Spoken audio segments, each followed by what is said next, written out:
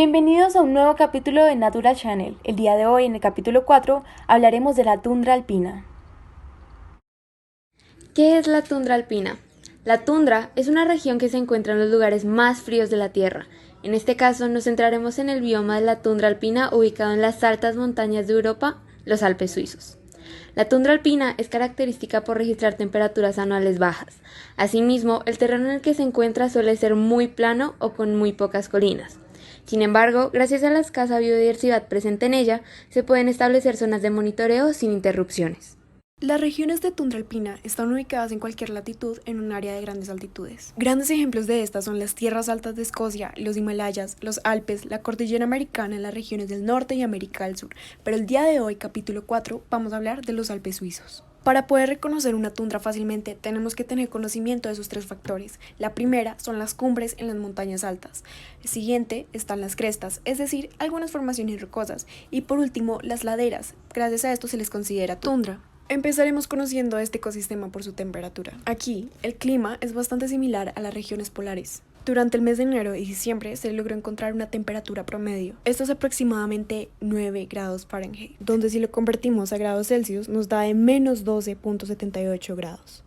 Contiene variaciones de temperaturas, pero no son tan extremas como las regiones árticas, es decir, las regiones polares. Un ejemplo claro de esto es que puede subir hasta 60 grados Fahrenheit y el mismo día puede bajar a 23 grados Fahrenheit. Cabe resaltar que su temperatura depende de la latitud, es decir, entre más alto, más frío, entre más bajo, más caliente. Y aún así, con una latitud baja, muchos animales no sobreviven allí por temperaturas bajas. Bien, explicado esto, ahora conoceremos las latitudes de esta. Recordemos que la latitud es un ángulo que existe entre el plano del ecuador y un punto de la superficie de la Tierra, que se pueden medir entre grados, minutos y segundos sobre los meridianos. Su latitud más alta fue de 75 metros, 1 grado sur, desde la latitud 70 grados a 50 grados norte. En algunas regiones o sectores entre 3.500 y 4.000 metros, las líneas de árboles se le encuentran constantes, es decir, no aumentan pero tampoco disminuyen.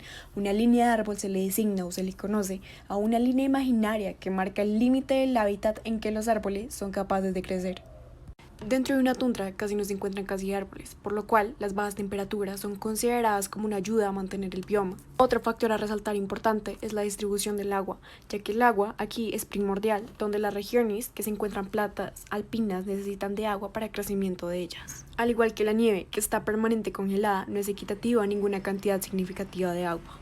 Ahora, conocer por qué las condiciones climáticas afectan tanto en una tundra. Empezaremos por los vientos. En sí, las regiones alpinas experimentan altas velocidades del viento que resultan en la eliminación del aire que está cerca al suelo. El aire que está cerca al suelo o el aire extraído también tiene varios beneficios para la vegetación presente. Por otro lado, el viento tiende a llevar consigo el cristal de hielo, que es destructivo, más que todo para proteger las plantas que brotan alrededor de la región. Siendo así, la dirección del viento se predice dependiendo del patrón de la vegetación que se encuentra alrededor de las fronteras del bioma alpino. La precipitación también juega un papel muy importante dentro de este ecosistema. En algunos sectores alpinos, el aire que se mueve desde las tierras bajas o las regiones oceánicas, gracias a los fuertes vientos, será empujado hacia arriba, donde se enfría a medida que asciende. Tal así, el aire enfriado no cuenta con una gran capacidad de retención del agua, por lo tanto, a medida que este aire aumente, su capacidad de retención del agua va a reducir y para la formación de nubes el agua tendrá que ser condensada. Esto va a ser precipitado o demostrado mediante las gotas de lluvia. Y aún así, las temperaturas sean extremadamente bajas, esto va a caer en forma de nieve. Por regla general, el lado que da la cara a los fuertes vientos suele recibir los niveles más altos de precipitación posible, mientras el lado que se encuentra alejado de lo ventoso contará con una precipitación más baja.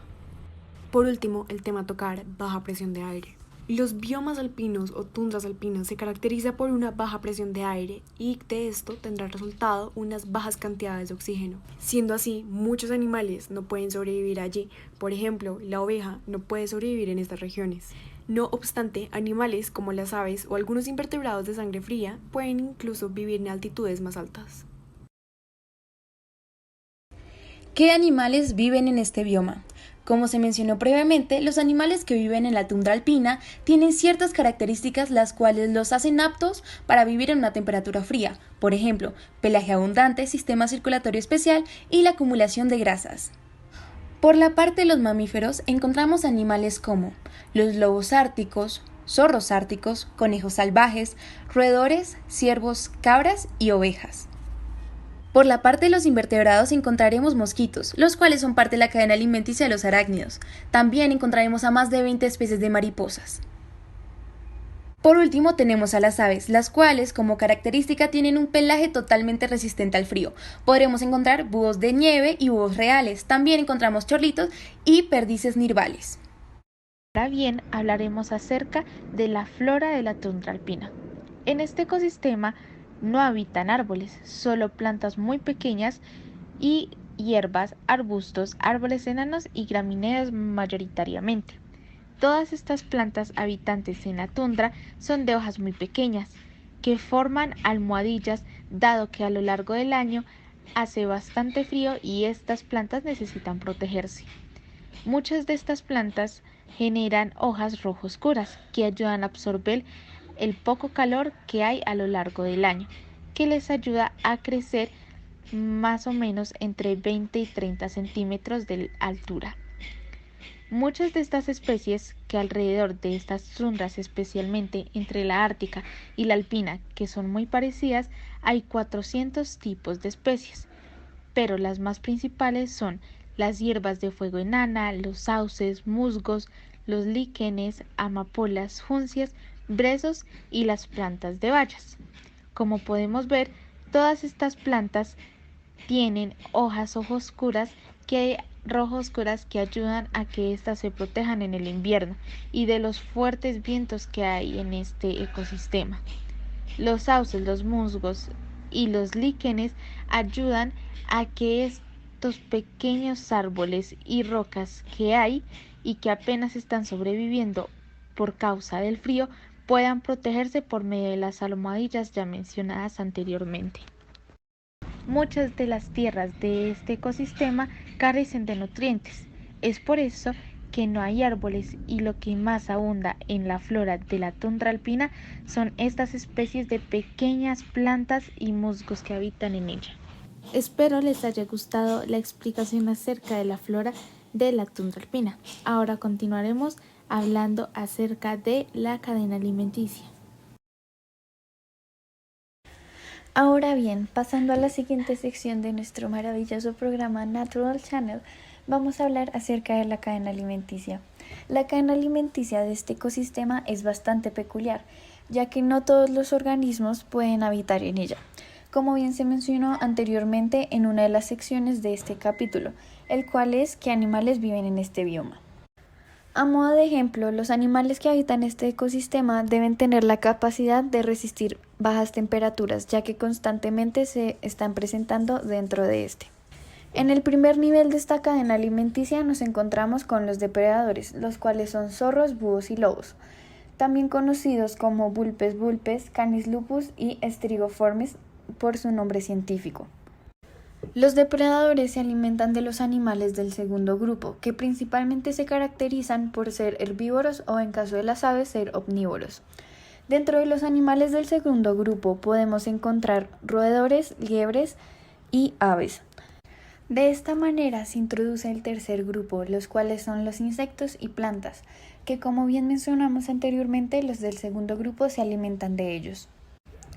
Cabe aclarar que dentro de esta cadena alimenticia se presentaron los organismos que se ven más involucrados con el ecosistema, para que de esta manera sea más de su agrado y comprensión en nuestro programa. Muchas gracias por ver esta sección. Teniendo en cuenta la información brindada anteriormente dentro de este capítulo, vamos a pasar a hablar acerca de las relaciones causales, las cuales dependen de todas aquellas interacciones que se dan dentro de la tundra alpina. Todas las interacciones que sean dentro de este ecosistema, por más pequeñas que sean, generan consecuencias, y esto es lo que se va a explicar en la sección a continuación. Comencemos hablando acerca de algunas problemáticas que se dan dentro de la tundra alpina. Como bien podemos ver en la primera relación, la cual dice contaminación del aire genera niebla tóxica, lo que significa que esta niebla tóxica puede llegar a contaminar la fuente principal de alimento de los animales, es decir, llevándolos a su extinción. Como podemos ver, esta relación es encadenada directa, lo que significa que una secuencia de eventos pueden llegar a afectar la fuente principal de alimento para muchos animales que habitan este ecosistema. tal como lo es la contaminación del aire. Asimismo, en la segunda relación causal podemos ver otra problemática, la cual es los vertidos de petróleo. Los vertidos de petróleo generan que la flora y la fauna de la tundra alpina se vea extremadamente afectada, ya que los vertidos de petróleo tienen una composición extremadamente tóxica que llegan a afectar de manera impresionante estos organismos, llevándolos a su extinción e incluso llevando unas consecuencias mucho más allá que pueden afectar otras especies que se alimenten de ellos. Esta es una relación causal directa, ya que explícitamente se demuestra que si los vertidos de petróleo aumentan, es mucho más probable que se dañe la flora y la fauna de la tundra. Por otro lado, la siguiente relación causal puede ser representada como una solución a una de las problemáticas que se presenta dentro del ecosistema, la cual es la construcción de carreteras y actividades mineras. La propuesta en esta relación causal es limitar estas actividades de manera que si estas actividades disminuyen, aumentarán la probabilidad que la tundra se conserve, además de que sus organismos puedan vivir una vida plena. Esta relación causal es inversa, ya que si se limita la construcción de carreteras y actividades mineras, esto significa que disminuye y genera un aumento en la conservación del ecosistema. En otro sentido, si analizamos la cuarta relación causal, podemos notar que habla acerca de especies invasivas. Dentro de la tundra alpina son muy bajas cantidades las especies invasivas que se presentan debido a las condiciones de este ecosistema. Una de las especies invasivas que se presenta dentro de este ecosistema es conocida como Poa annua, que es una pequeña planta verde. Esta pequeña planta verde puede lograr que la vegetación de la tundra alpina se aparte, es decir, que se reduzca la biodiversidad, además de que genera otros impactos en diferentes especies. De esta manera podemos notar que es una encadenada negativa, ya que si aumentan las especies invasivas, esto causará que se reduzca la población de especies nativas dentro de la tundra. Algo semejante ocurre con la quinta relación causal, la cual habla de disminución de poblaciones de plantas. La disminución de poblaciones de plantas puede darse por diferentes factores, tales como los que se mencionaron anteriormente. Lo que ocurre en esta relación causal es que si se da la disminución de poblaciones de plantas, generaría la extinción de varias especies que se alimentan de ellas. Puede considerarse como su fuente principal de alimento o de consumo. Esto quiere decir que es una relación directa, ya que si aumenta la disminución de poblaciones de plantas, es mucho más probable que la extinción de estas especies se dé. Ahora bien, continuaremos hablando acerca de estas interacciones y características acerca de las relaciones que pudimos encontrar en este ecosistema. En esta sexta relación encontramos cómo la baja presión disminuye la cantidad de oxígeno en este ecosistema, generando que muchas especies no puedan sobrevivir y entren a la extinción dentro de esta. Podemos ver que esta relación es encadenada negativa, ya que pudimos ver cómo hace que esta problemática ambiental afecte a las especies vivientes en este. Como séptima relación causal podemos ver el derretimiento del parmahielo, que es causante por el calentamiento global. Asimismo, cambia el ecosistema por completo y en este ecosistema podemos ver cómo sus especies se ven afectadas de manera directa. Como última relación causal, podemos ver cómo al utilizar energías alternativas van a ayudar de manera inversa la probabilidad de que se conserven más las especies de esta tundra alpina y haciendo que se disminuya el que éstas mueran y entren a la extinción. Como bien sabemos, dentro de cada ecosistema se dan distintas interacciones. A modo de ejemplo, podemos tomar el diagrama de caja blanca realizado acerca de la tundra alpina. Dentro de este se encuentran algunas explicaciones sobre interacciones entre especies que habitan en este lugar o incluso entre poblaciones y ecosistemas exteriores que pueden generar consecuencias dentro de la tundra alpina. Como podemos ver, dentro del diagrama de caja blanca se presentan diferentes símbolos que representan las diferentes interacciones que se dan dentro de este. Asimismo, se presentan las entradas y salidas que se dan dentro de este ecosistema. En relación con lo anterior, dentro del diagrama de caja blanca se muestra una pequeña representación de las especies que componen la cadena alimenticia. De la misma manera se demuestra cómo la fuente de energía principal causa que ésta se pueda desarrollar de manera correcta. Asimismo, se demuestra cómo las interacciones generadas por ecosistemas externos pueden causar efectos dentro de la tundra alpina. Además, se muestra cómo algunas sustancias también permanecen en esta sin tener necesidad de modificarse. Finalmente, también se mencionan algunas consecuencias que pueden generar estas interacciones externas, tales como son la extinción de las especies y el cambio total del ecosistema. El diagrama de caja blanca representa todas aquellas características que, por muy pequeñas que sean, representan algo en este ecosistema. Muchas gracias por su atención en esta sección y sigamos con las siguientes secciones que nos enseñarán más características acerca de la tundra alpina. Problemáticas de la tundra alpina. Existe algo preocupante, algo que a los científicos les ha llamado mucho la atención. Se le conoce también como la desaparición del permafrost. ¿Pero por qué afecta tanto en la tundra? El permafrost tiene como objetivo retener los gases de efecto invernadero. El efecto invernadero es el causante del cambio climático, como lo es el carbono y el metano que suelta la atmósfera para el aumento del calor. Siendo así, el permafrost es un suelo congelado de regiones muy frías o glaciares, por lo cual, en nuestro caso, la tundra alpina de los Alpes suizos. El derretimiento del permafrost trae consigo el calentamiento global. Este podría cambiar de modo radical el paisaje y el tipo de especies que puedan vivir en él. Otra de las problemáticas que se evidencia es la contaminación del aire. El agotamiento del ozono en los polos norte y sur supone que pasen rayos ultravioleta más fuertes y dañen la tundra. La contaminación del aire puede provocar niebla tóxica que contamina el líquen, el cual es una fuente alimenticia significativa para muchos animales. Asimismo, queremos dar a conocer ciertas soluciones para las problemáticas. Durante los años, varias soluciones para frenar el cambio climático han aparecido en nuestras vidas. Unas muy reconocidas son las energías renovables. Estas se podrían dividir entre energía solar, hidráulica y eólica. A continuación, se hará una breve explicación de cada una de ellas. En primer lugar, tenemos la energía solar. El proceso comienza cuando la luz solar cae sobre una de las caras de la célula fotoeléctrica que componen los paneles solares.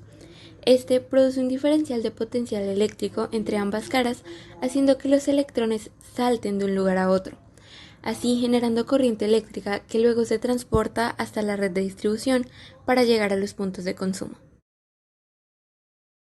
Por otro lado, tenemos la energía eólica.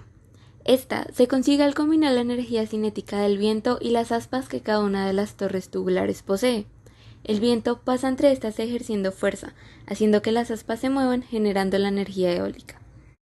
Finalmente, tenemos la energía hidráulica o energía hídrica.